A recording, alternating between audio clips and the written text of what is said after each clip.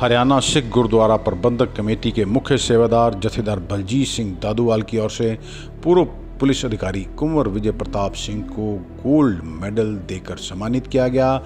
वह आज श्री हरिमंदिर साहब में माथा टेकने के लिए आए हुए थे। याद रहे कि वर्ष 2015 में हुए बरगाड़ी बेअदबी कांड के बाद कोटकपुरा बाइबल कलां गोली कांड की जांच करने की जिम्मेदारी पंजाब सरकार की ओर से आईजी कुंवर विजय प्रताप सिंह को दी गई थी। उन्होंने अपनी जांच मुकम्मल कर ली थी और रिपोर्ट बनाकर माननीय हाई कोर्ट में पेश कर दी थी, जिस रिपोर्ट को हाई कोर्ट की ओर से खारिज कर दिया गया था। कुंवर विजय प्रताप सिंह ने आरोप लगाए थे कि उन्हें पंजाब सरकार के कई वकीलों की ओर से सहयोग नहीं किया गया और कई बार उन्हें जलालत भी झेलनी पड़ी। इसी के विरोध के चलते उन्होंने अपने पद से त्यागपत्र दे दिया था।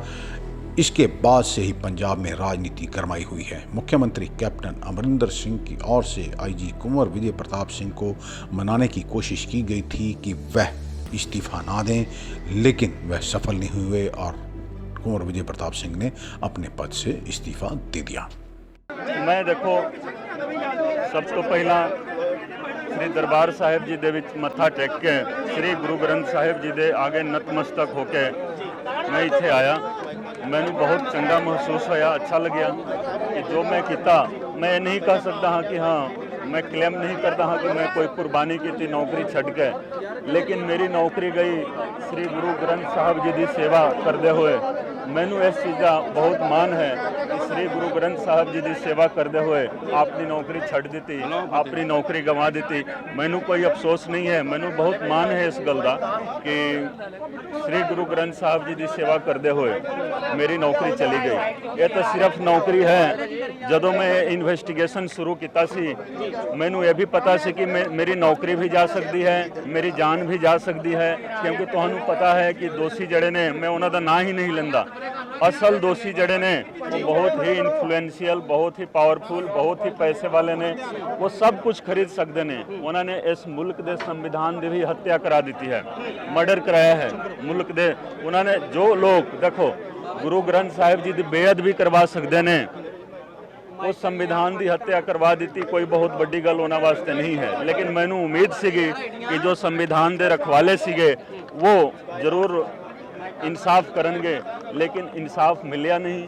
मैनू ये भी आज इत्थे कहते हुए कोई भी मैनू हेजिटेशन नहीं है, हैरानी नहीं है।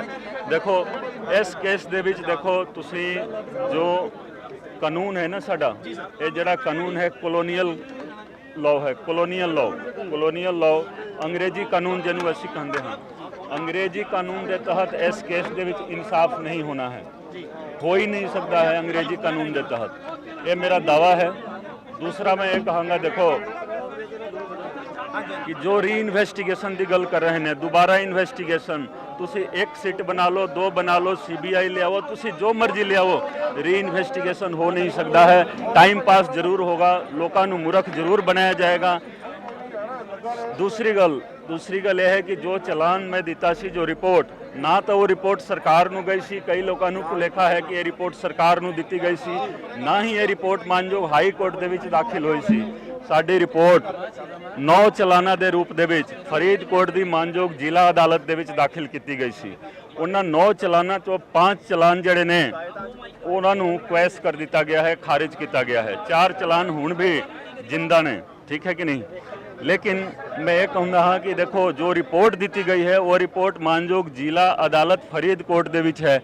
मैनू ये पता नहीं है कि वो रिपोर्ट किस तरह मतलब बिना रिपोर्ट देखे हुए जो फैसला है, मैं फैसला ना तो पढ़िया हाँ, ना मैनू पढ़ना है, ना ही मतलब मैनू उसकी लोड़ है। मैनू पहला तो पता सी, ठीक है, इस दे बारे पहला तो पता सी, तो मैं उस दे उत्ते कोई किंतु परंतु नहीं करना चाहता हाँ, कोई किंतु परंतु नहीं। जो फैसला आया है मानयोग हाई कोर्ट का जो फैसला है उस दे नाल मैनू कोई भी सुनो तो सही। रिपोर्ट इन्नी तनदेही दे नाल बनाई सी तां कोर्ट ने खारिज क्यों कीती? मेरी गल तो सुनो, मैं ਜੋ ਆਰਡਰ ਆਇਆ ਹੈ ਆਰਡਰ ਦੇ ਉੱਤੇ ਕੋਈ ਵੀ ਮੈਂ ਬਿਆਨ ਨਹੀਂ ਦੇਣਾ ਚਾਹੁੰਦਾ ਹਾਂ। ਉਸ ਦੇ ਉੱਤੇ ਕੋਈ ਵੀ ਮੈਂ ਤਰਕ ਵਿਤਰਕ ਅਸੀਂ ਨਹੀਂ ਕਰਨਾ ਚਾਹੁੰਦਾ ਹਾਂ, ਕਿਉਂਕਿ ਸਾਡੇ ਮੁਲਕ ਦਾ ਜੋ ਕਾਨੂੰਨ ਹੈ ਉਹ ਇਸ ਚੀਜ਼ ਦੀ ਇਜਾਜ਼ਤ ਨਹੀਂ ਦਿੰਦਾ ਹੈ। ਲੇਕਿਨ ਇਨਵੈਸਟੀਗੇਸ਼ਨ ਮੇਰੇ ਵੱਲੋਂ ਸੁਣੋ, ਇਨਵੈਸਟੀਗੇਸ਼ਨ ਮੇਰੇ ਵੱਲੋਂ 2 ਸਾਲਾਂ ਤੱਕ ਕੀਤੀ ਗਈ है, पूरी ट्रांसपेरेंट इन्वेस्टिगेशन रही है। एक एक लाइन जो है ना अपने आप दे विच सबूत है। ठीक है, तुसी जो सवाल किया कि खारिज क्यों हो गया मैनू नहीं पता है।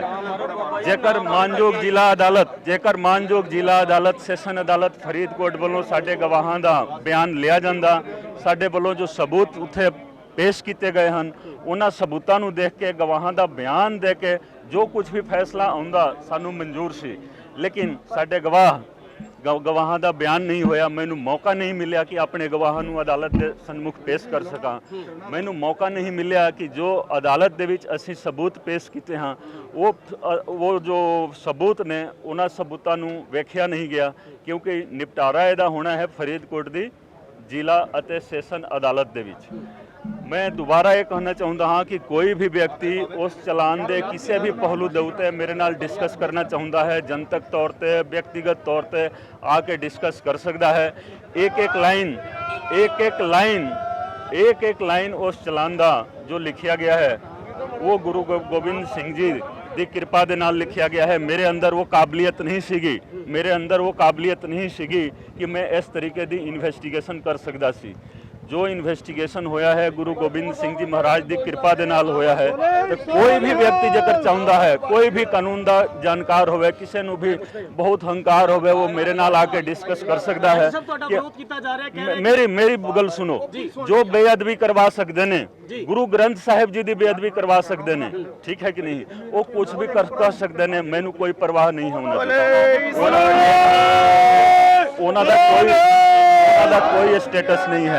हुण मैं दोबारा आज दा जिहड़ा सन्मान समारोह है, मैं देखो मैं ये दावे दे नाल कह सकता हाँ कि मानयोग जथेदार श्री दादूवाल साहब दे नाल मेरी आज पहली मुलाकात इत्थे हो रही है। आप जी ने भी मीडिया दे विच बयान दिता सी कि कोई मुलाकात नहीं है। ये असी श्री हरमंदिर साहिब जी दे सामने आज पहली मुलाकात हुई है। इन्हां दी रहनुमाई दे विच सारे संत समाज दे लोग, संत महापुरुष, वख-वख धर्मां दे, वख-वख संप्रदावां दे सारे संत महापुरुष आए ने। मैं इन्हां सारिਆਂ ਦਾ मैं धन्नवाद करदा हाँ। एक ऐसे तरीके का सन्मान मैनू उसे फरीदकोट दे विच दिता गया सी 2004 दे विच, जो गुरुद्वारा साहिब है सालाना समागम हुंदा है हर साल। एक सन्मान समारोह उत्थे होया सी। तुसी देखोगे बहुत वड्डा योगदान रहा उस सन्मान दा कि मैं इस केस नूं, क्योंकि जदों मैं फैसला लिया कि वड्डियां दे उत्ते हाथ पा ही देना है, तो वो सन्मान मैनू उसे फरीदकोट दा बार फरीदकोट दे विच बैठे हुए मैनू याद आ रहा सी कि ऐसे फरीदकोट दे विच मैनू सन्मान मिलिया है। वो ऑनेस्टी दा सन्मान सी। मैं कहा कि चलो जी चक दो काम, जेकर तुसी नहीं करोगे कोई होर नहीं कर सकता है।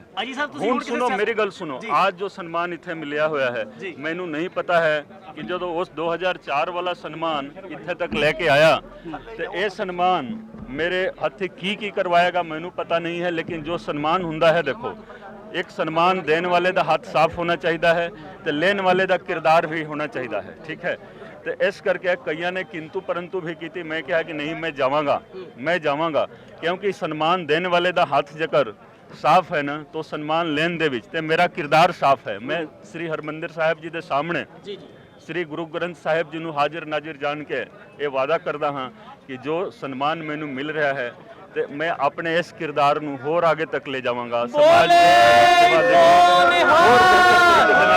की सेवा करांगा। ये जो इंसाफ की लड़ाई है, देखो आज तो शुरू हो रही है।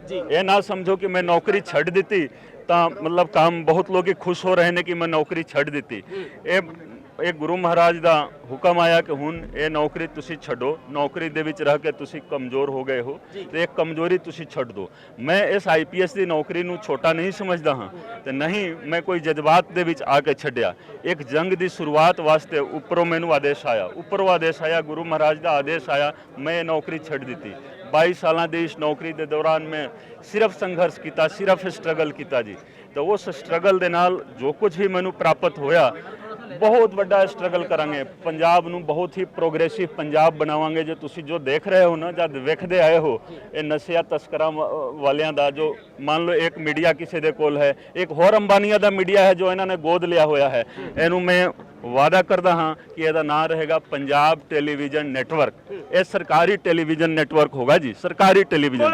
ਇਹ ਜਿੰਨਾ ਚਿਰ ਬੋਲ ਰਹੇ ਨੇ ਇਹਨਾਂ ਨੂੰ ਬੋਲ ਲੈਣ ਦਿਓ, ਜੋ ਕੁਝ ਵੀ ਬੋਲ ਰਹੇ ਨੇ, ਇਹ ਦੋਸ਼ ਲਗਾ ਰਹੇ ਨੇ ਉਹਨਾਂ ਨੂੰ ਲਗਾ ਲੈਣ ਦਿਓ, ਲੇਕਿਨ ਇਹ ਸਾਰੇ ਟੈਲੀਵਿਜ਼ਨ ਸਰਕਾਰੀ ਟੈਲੀਵਿਜ਼ਨ ਜਨਤਾ ਦੇ ਨੈਟਵਰਕ ਬਣ ਜਾਣਗੇ। ਇਹਨਾਂ ਨੂੰ 2 4 6 8 ਮਹੀਨਾ ਹੋਰ ਕਰ ਲੈਣ ਦਿਓ, ਠੀਕ ਹੈ ਕਿ ਨਹੀਂ। ਸਾਰੇ ਤੁਹਾਡੇ ਸਵਾਲਾਂ ਦਾ ਜਵਾਬ ਹੌਲੀ ਦੇਖੋ।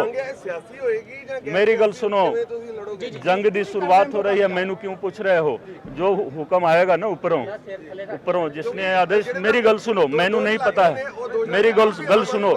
तुसी नशा दे तस्दे थोक व्यापारी ने नशिया दे पंजाब दे विच 6वां दरिया बहा दिता, तुसी ਉਹਨਾਂ ਦੀ ਗੱਲ ਕਰ ਰਹੇ ਹੋ। नहीं मेरी गल सुनो ना, तुसी ਉਹਨਾਂ ਦੀ ਗੱਲ ਕਰ ਰਹੇ ਹੋ। ਮੇਰੀ ਗੱਲ ਤਾਂ ਸੁਣੋ, ਜਿਨ੍ਹਾਂ ਨੇ ਨਸ਼ਿਆਂ ਦਾ ਦਰਿਆ ਬਹਾਇਆ ਹੈ ਪੰਜਾਬ ਦੇ ਵਿੱਚ, ਨੌਜਵਾਨੀ ਬਰਬਾਦ ਕੀਤੀ ਹੈ, ਜਿਨ੍ਹਾਂ ਦਾ ਟੈਲੀਵਿਜ਼ਨ ਨੈਟਵਰਕ ਚੱਲਦਾ ਹੈ, ਤੁਸੀਂ ਉਹਨਾਂ ਦੀ ਜ਼ੁਬਾਨੀ ਤੁਸੀਂ ਬੋਲ ਰਹੇ ਹੋ, ਉਹਨਾਂ ਦੀ ਗੱਲ ਕਰ ਰਹੇ ਹੋ। ਮੈਂ ਤਾਂ ਬਾਰ-ਬਾਰ ਇਹੀ ਕਰ ਰਿਹਾ ਕਿ ਇਹ ਨੈਟਵਰਕ ਹੀ ਖਤਮ ਹੋ ਜਾਣਾ ਹੈ, ਸਰਕਾਰੀ ਨੈਟਵਰਕ ਬਣ ਜਾਏਗਾ, ਜਨਤਾ ਦਾ ਨੈਟਵਰਕ ਬਣ ਜਾਏਗਾ। ਜਨਤਾ ਦੀ ਆਵਾਜ਼ ਸਭ ਤੋਂ ਉੱਪਰ ਰਹੇਗੀ, ਕਿਉਂਕਿ ਜਨਤਾ ਦੀ ਆਵਾਜ਼ ਦੇ ਵਿੱਚ ਪਰਮਾਤਮਾ ਦੀ ਆਵਾਜ਼ ਹੁੰਦੀ ਹੈ, ਤੇ ਪਰਮਾਤਮਾ ਦੀ ਆਵਾਜ਼ ਹੀ ਉੱਪਰ ਰਹੇਗੀ। ਜੋ ਮੈਨੂੰ ਉੱਪਰੋਂ ਆਦੇਸ਼ ਆਏਗਾ ਪਰਮਾਤਮਾ ਵੱਲੋਂ, ਮੈਂ वही कहूँगा। आज की तारीख के बीच में इस तो अलावा और कुछ नहीं कर सकता। इंसाफ किदों मिलेगा लोकां नूं?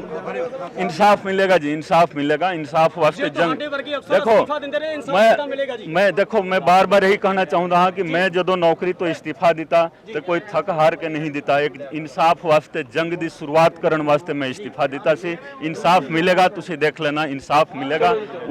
ਕਿਸੇ ਸਿਆਸੀ ਪਾਰਟੀ ਵਿੱਚ ਰਹਿ ਕੇ ਤੁਹਾਡੇ ਵੱਲੋਂ ਇਨਸਾਫ ਦਿੱਤਾ ਜਾਏਗਾ? मैं देखो, तुसी कोई भी सवाल इस तरह का ना करो, ठीक है ना जी। इस तरह का मैं बार बार यही कह रहा है कि जो मैनू ऊपर आदेश आएगा, मालिक परमेश्वर सब तो बड़ा है, जो वो मैनू आदेश करेगा समाज की भलाई वास्ते, ठीक है ना, इंसाफ वास्ते, एक नवा पंजाब बनूगा जी, एक नवा पंजाब। तुसी देखोगे जो आज तो 100 साल 150 साल पहला जो पंजाब सीगा ना, वो पंजाब तुसी देखोगे। महाराजा रणजीत सिंह जी के बारे तुसी सुनिया होगा, उस तो पहला भी तुसी देखो पंजाब बहुत ही मतलब उन्नत पंजाब सीगा, बहुत ही वधिया तुसी सोच सकते सी, ठीक है कि नहीं। ते जो उस तरह का पंजाब बनूगा वो सारे असीं मिल के करांगे, ठीक है ना।